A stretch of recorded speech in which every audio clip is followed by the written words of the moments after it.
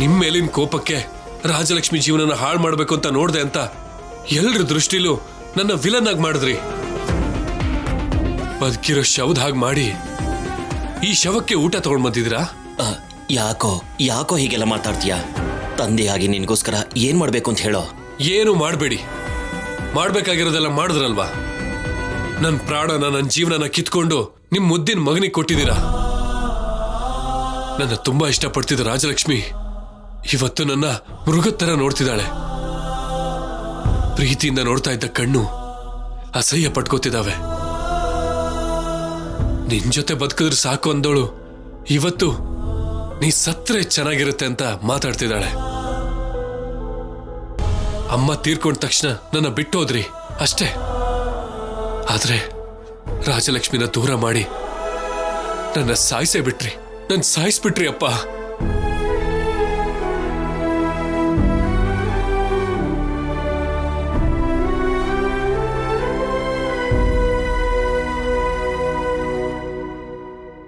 ನಾನು ಹೊರಗೆ ಬರಕ್ಕಾಗಲ್ಲ. ಏನು ಯಾಕೆ ಬರೋಕ್ಕಾಗಲ್ಲ? ನಮಗೆ ಹೇಗೂ ಮದುವೆ ಆಗತ್ತೆ. ನಾವು ಗಂಡ ಹೆಂಡತಿ ಆಗೋಂಥವ್ರು. ಹೊರಗೆ ಹೋಗೋದ್ರಲ್ಲಿ ತಪ್ಪೇನಿದೆ? ನಾನು ಹೇಳೋದನ್ನ ಕೇಳಿಸ್ಕೊಳಲ್ವಾ? ನೀನು ನಾನು ಹೇಳಿದನ್ನು ಕೇಳಬೇಕು. ಮದುವೆ ಆದ್ಮೇಲೆ ತಿರ್ಗಾಡಿದ್ರೆ ಏನೋ ಹೊಸ ಜೋಡಿ ತಿರ್ಗಾಡ್ತಾ ಇದ್ದಾರೆ ಅಂತ ಅನ್ಕೋತಾರೆ. ಅದೇ ಈಗ ತಿರ್ಗಾಡಿದ್ರೆ ಲವರ್ಸ್ ತಿರ್ಗಾಡ್ತಾ ಇದ್ದಾರೆ ಅಂತ ಅನ್ಕೋತಾರೆ. ನನಗೆ ನಿನ್ನ ಜೊತೆ ಆ ರೀತಿ ತಿರ್ಗಾಡೋದು ತುಂಬ ಇಷ್ಟ ರಾಜಲಕ್ಷ್ಮಿ. ಪ್ಲೀಸ್ ನನಗೋಸ್ಕರ ಬರಲ್ವಾ?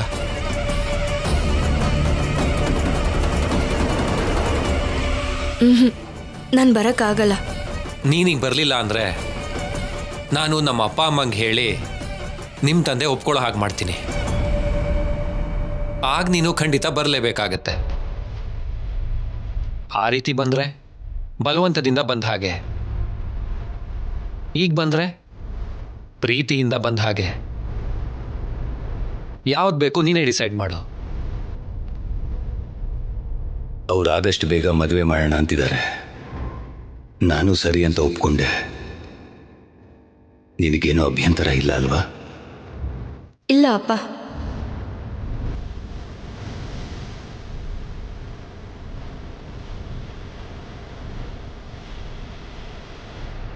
ಹೇಳು ರಾಜಲಕ್ಷ್ಮಿ. ಸರಿ, ಮನೇಲಿ ಆದ್ಯಂಗೋಸ್ಕರ ಹೋಮ ಮಾಡ್ತಿದ್ದಾರೆ. ಹೋಮ ಮುಗೀತಿದ್ದ ಹಾಗೆ ಹೋಗೋಣ. ನೀನು ಬರೋದಕ್ಕೆ ಒಪ್ಕೊಂಡಲ್ಲ, ನನಗಷ್ಟು ಸಾಕು. ಆ ಹೋಮ ಮುಗೀತಿದ್ದ ಹಾಗೆ ಕಾಲ್ ಮಾಡು. ಟಕ್ ಅಂತ ಬಂದು ನಿನ್ನ ಮುಂದೆ ನಿಲ್ತೀನಿ. Okay bye Rajalakshmi.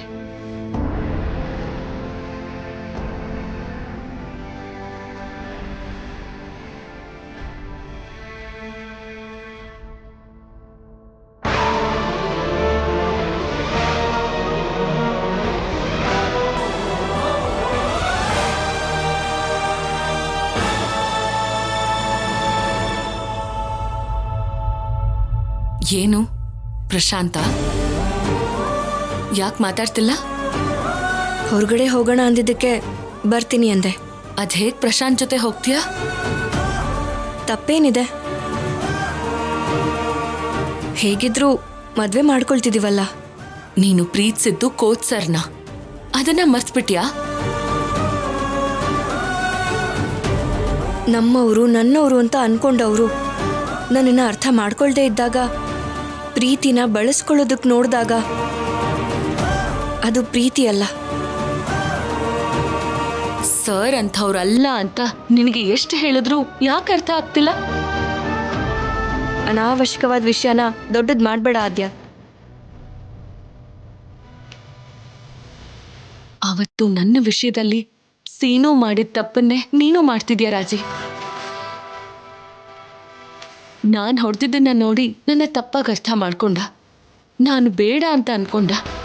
ನಿಜ ಗೊತ್ತಾಗಿ ಇವತ್ತು ನಾನು ಬೇಕು ಅಂತ ಅವನು ಅನ್ಕೊಂಡ್ರು ಸಿಗದೆ ಇರೋಷ್ಟು ದೂರ ಹೋಗ್ಬಿಟ್ಟಿದ್ದೀವಿ. ಆ ಪರಿಸ್ಥಿತಿನ ನೀನು ತಂದ್ಕೋಬೇಡ. ಮಾವ ಅಪಾರ್ಥ ಮಾಡ್ಕೊಂಡಿದ್ದ. ಆದ್ರೆ ಇವರು ನಾನೇ ಬೇಕು ಅಂತ ಆ ಥರ ಮಾಡಿದ್ರು ಅಂತ ಅವರೇ ಹೇಳಿದ್ರು.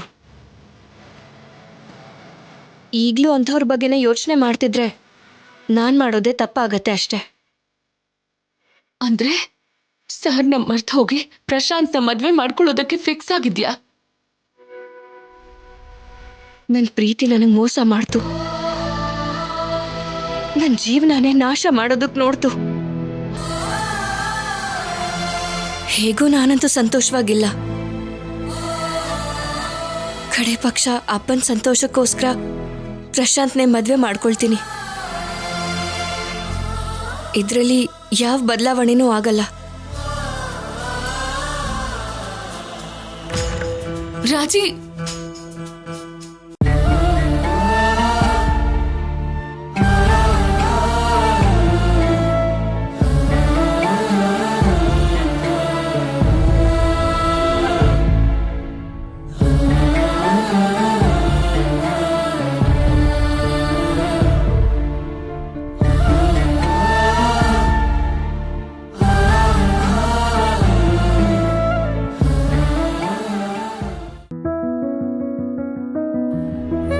ಎಷ್ಟೇ ಅಲಂಕಾರ ಮಾಡ್ಕೊಂಡ್ರು ನಿಮ್ ಹೆಂಗಸರಿಗೆ ಅಷ್ಟು ಬೇಗ ಇಷ್ಟ ಆಗಲ್ಲ ಅಲ್ವಾ?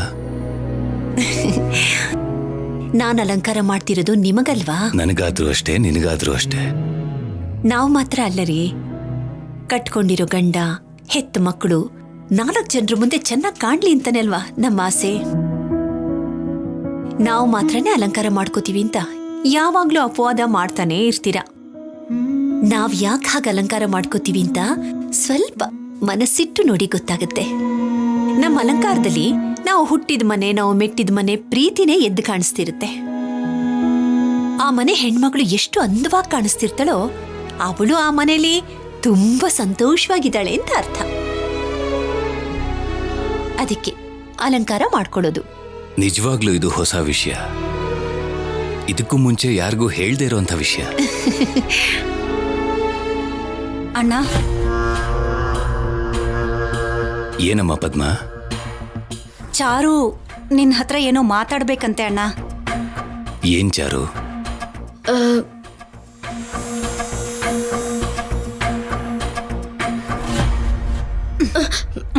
ಹೇಳು.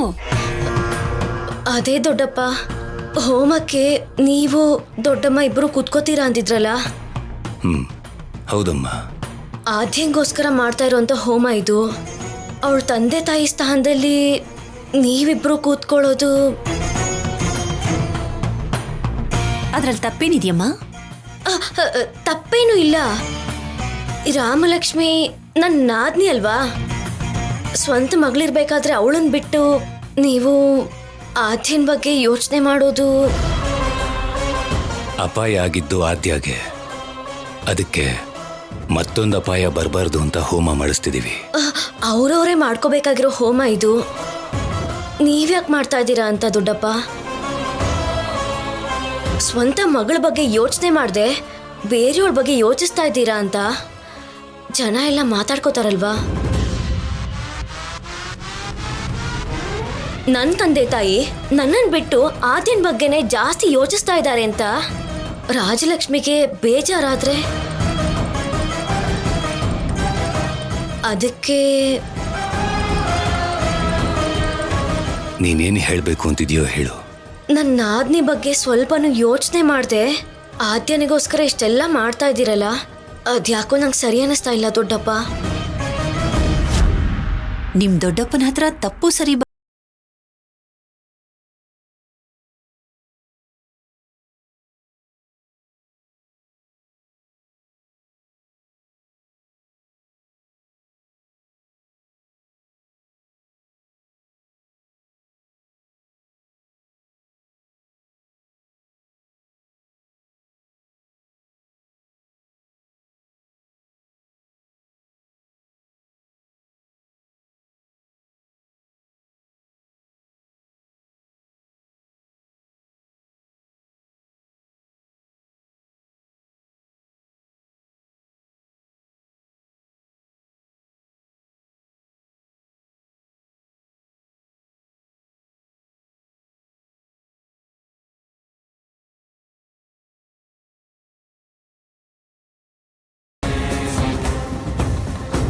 ಯಾಕೆ ಅಂದ್ರೆ ನಿನ್ನ ನಮ್ಮ ಮಗಳು ಅಂತಾನೆ ಅನ್ಕೊಂಡಿದೀವಿ. ಅದಕ್ಕೆ ಪದ್ಮ, ಅಣ್ಣ, ಚಾರುಗೆ 4 ಜನರ ಜೊತೆ ಸೇರೋದು, 4 ಜನರನ್ನ ಸೇರಿಸ್ಕೊಳ್ಳೋದನ್ನ ಕಲಿಸು. ಬೇರೆಯಾಗಿ ಬದುಕೋದು, ಬೇರೆ ಮಾಡಿ ಮಾತಾಡೋದು ಒಳ್ಳೆ ಪದ್ಧತಿ ಅಲ್ಲ ಅಂತ ಅವಳಿಗೆ ಅರ್ಥ ಆಗೋ ಹಾಗೆ ಹೇಳು. ಎಲ್ರೂ ನಾವು ಅನ್ಕೊಂಡ್ರೆ ಎಲ್ರೂ ನಮ್ಮವ್ರೆ. ಬೇಡ ಅನ್ಕೊಳ್ತಾ ಹೋದ್ರೆ ಕೊನೆಗೆ ನಾವು ಮಾತ್ರನೇ ಉಳಿತೀವಿ. ನಾವು ಹುಟ್ಟಿದಾಗ 4 ಜನ ಆನಂದದಿಂದ ಎತ್ಕೊಂಡ ಹಾಗೆ ನಾವು ಹೋದಾಗ ನೋವಲ್ಲಿ 4 ಜನ ಎತ್ಕೋಬೇಕು. ಎತ್ಕೊಳ್ಳೋದಕ್ಕೆ 4 ಜನ ಇಲ್ಲ ಅಂದ್ರು ಎಳ್ಕೊಂಡು ಹೋಗೋದಕ್ಕೆ ಒಬ್ರನ್ನಾದ್ರೂ ಸಂಪಾದಿಸ್ಕೋಬೇಕು. ಅದೇ ಬದುಕು ಅಂದ್ರೆ. ಜಾನಕಿ, ನಡಿ.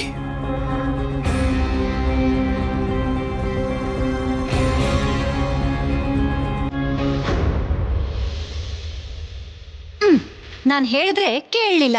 ನಾನು ಹೇಳ್ತೀನಿ ಅಂದೆ, ಯಾರು ಕೇಳಲಿಲ್ಲ. ಈ ಹೋಮ ಏನ್ ನಿಲ್ಲಲ್ಲ.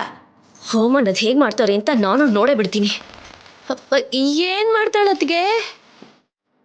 ಇವಳು ಯಾವತ್ ನಮ್ಮ ಮಾತು ಕೇಳಿದಾಳೆ ಪಾರ್ವತಿ? ನಡಿ.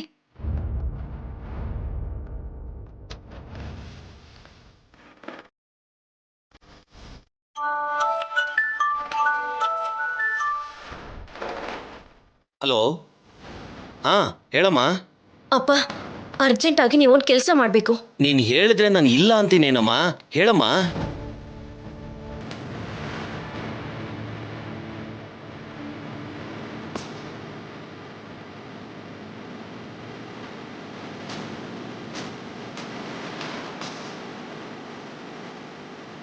ಓ, ಇಷ್ಟೇನಾ? ನೋಡಮ್ಮ, ನಿನ್ನ ಮನೆ ಹತ್ರ ಬಂದು ನಾನು ಫೋನ್ ಮಾಡ್ತೀನಿ, ಓಕೆನಾ? ಸರಿಯಪ್ಪ, ಬೇಗ ಬಂದ್ಬಿಡಿ. ಆ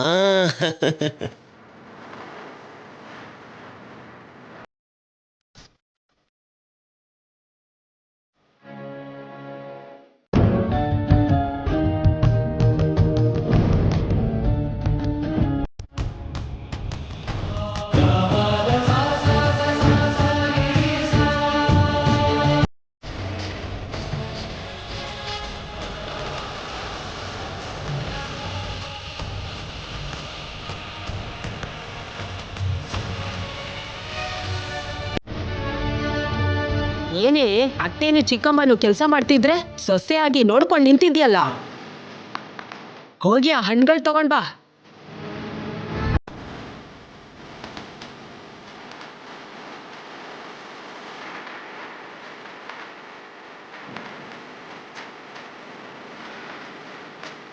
ಅವಳ ಬಗ್ಗೆ ಗೊತ್ತಿಲ್ಲದೆ ನಮ್ಮಮ್ಮ ಅವಳ ಮೇಲೆ ಕೋಪ ಮಾಡ್ಕೋತಿದ್ದಾರೆ.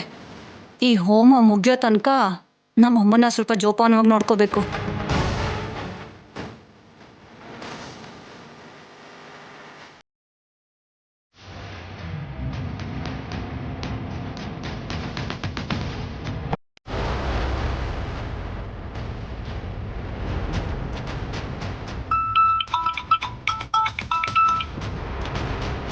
ಅಪ್ಪ ಬಂದ್ರಾ?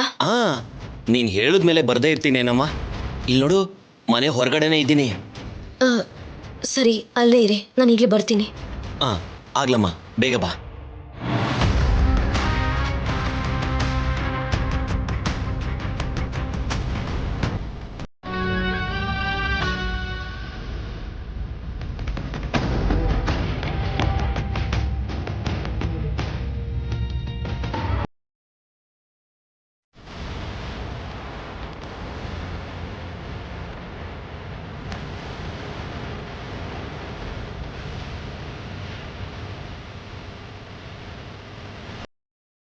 ಬಾಮ್ಮ ಅದ್ಯಾ, ನೋಡು, ನಿನ್ಗೋಸ್ಕರ ನಿನ್ ದೊಡ್ಡಮ್ಮ ನಿನ್ ದೊಡ್ಡಪ್ಪ ಮೃತ್ಯುಂಜಯ ಹೋಮ ಮಾಡಿಸ್ತಿದ್ದಾರೆ.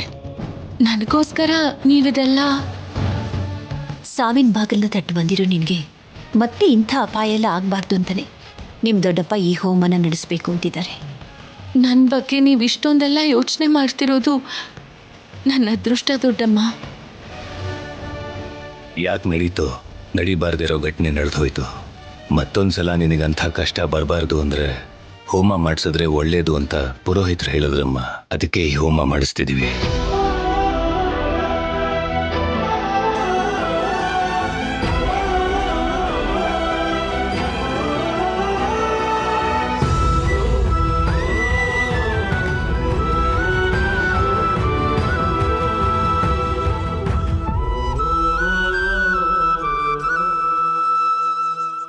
ಏನಪ್ಪ ನಾನು ಹೇಳಿದ್ದಿನ ತಂದಿಲ್ವಾ?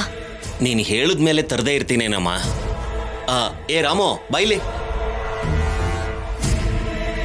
ಹಾ ಇಲ್ಲಿ ತೋರ್ಸು ತೋರ್ಸು ನೋಡಮ್ಮ. ಹಾ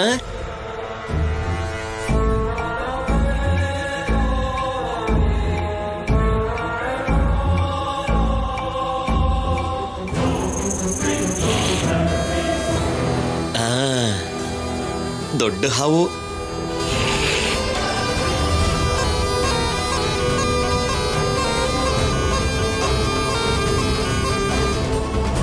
ಕಾಳಿಂಗ ಸರ್ಪ ತಾಯಿ, ಇನ್ನೂ ಹಲ್ ಕಿತ್ತಿಲ್ಲ.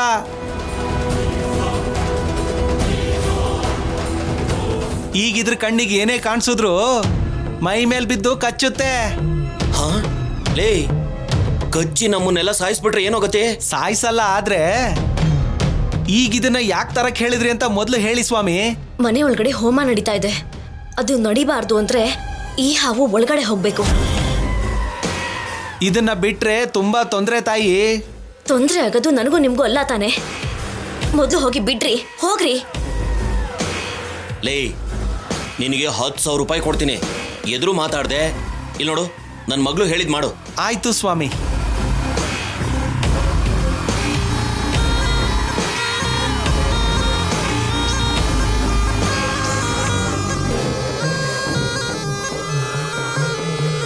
ಅಯ್ಯಯ್ಯೋ, ನಾಗದೇವತೆ, ನೀನ್ ಕಚ್ಬೇಕಾಗಿರೋದು ನಮ್ಮನ್ನಲ್ಲಮ್ಮ. ಒಳಗಡೆ ಆದ್ಯ ಅಂತ ಒಬ್ಬ ಹುಡುಗಿ ಇದ್ದಾಳೆ, ಅವಳನ್ನ ಕಚ್ಚಿ ಅವಳನ್ನ ಯಮಲೋಕ ಕಳ್ಸು. ನೋಡು, ನಮ್ ಪೀಡೆ ತೊಲಗ್ತು ಅಂತ ಇಟ್ಕೋ, ನಿನಗೂ ಇನ್ನೊಂದು ಹಾವು ಮದ್ವೆ ಮಾಡಿಸ್ತೀನಿ.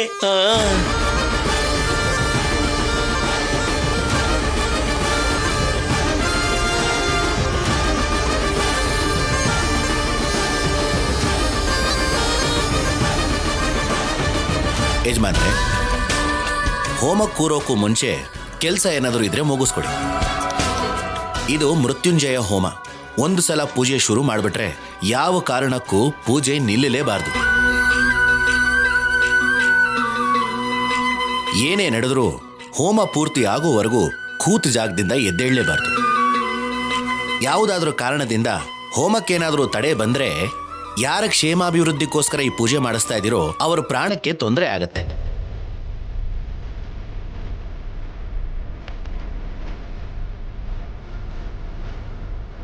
ಯಾವುದೇ ಅಡೆತಡೆ ಆಗಲ್ಲ. ನೀವು ಪೂಜೆ ಶುರು ಮಾಡಿ. ಆಗಲಿ ಯಜಮಾನ್ರೆ, ಕೂತ್ಕೊಳ್ಳಿ.